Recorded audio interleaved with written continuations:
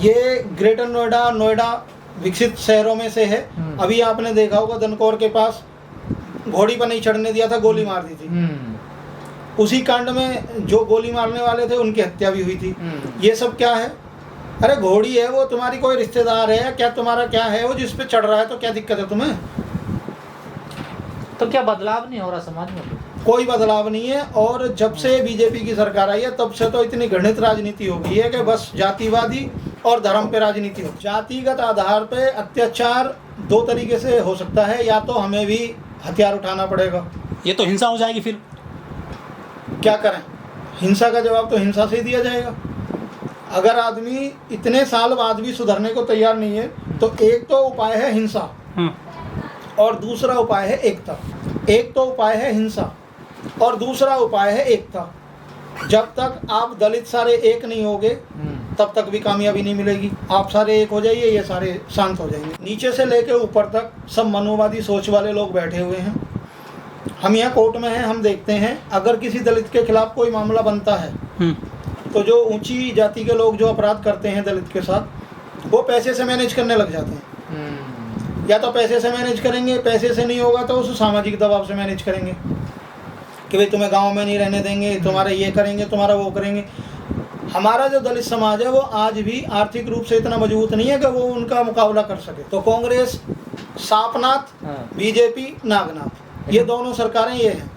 प्रियंका गांधी तो बड़ा शोर मचाती है अगर यूपी में कोई घटना दलितों के साथ हो जाती है। शोर मचाने के लिए ये नेता धरातल पर कोई काम करने को तैयार है नहीं, ना इन चीज़ों को खत्म करने के लिए तैयार है। मोदी जी का भाषण भी आपने सुना होगा ऊना कांड पे कि मेरे दलित भाइयों को मत मारो।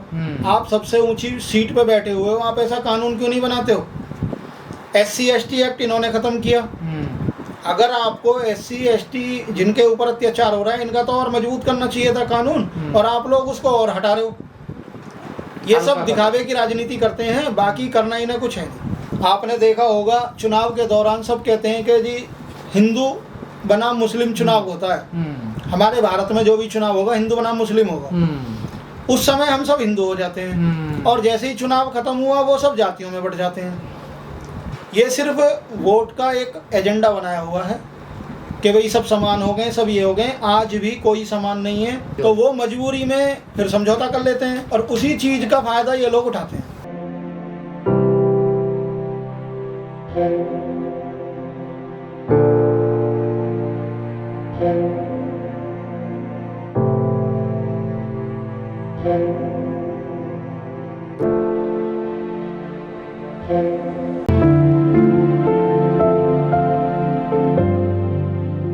मनोवादी सोच के लोग हैं वो आज भी उसी सदी में जी रहे हैं जिस सदी में वो पहले थे।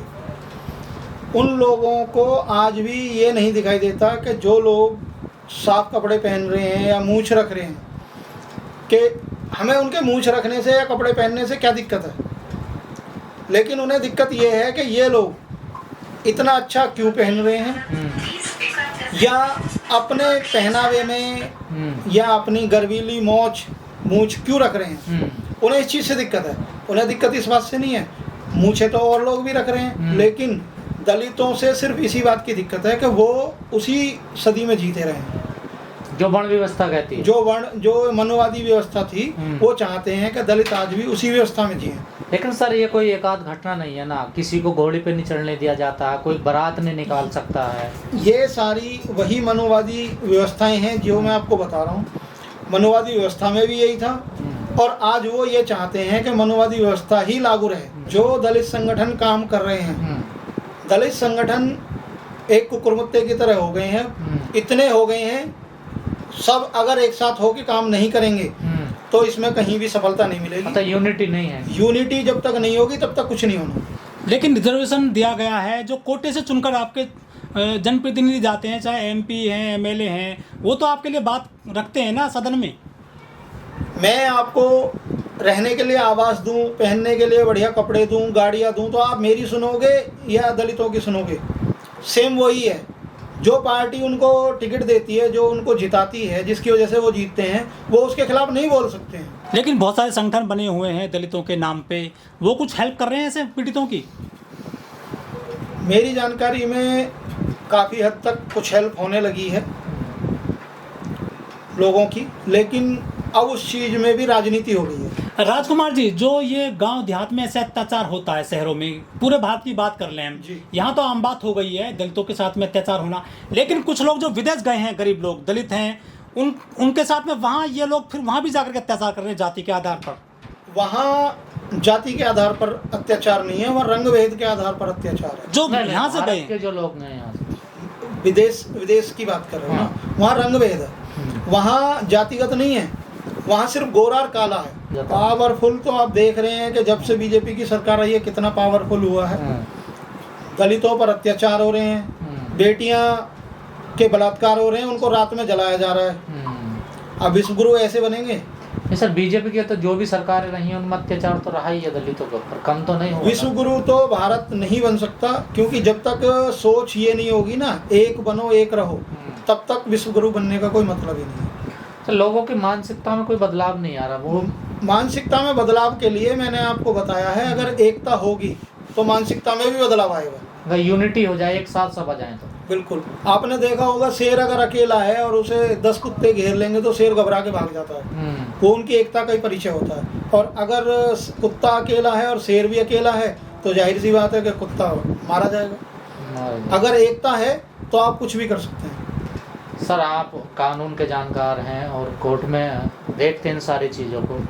जब ऐसे केस आते हैं इनमें तो क्या कंडीशन बनती है, क्या कैसे कितना आधार रहता है इन चीज़ों का?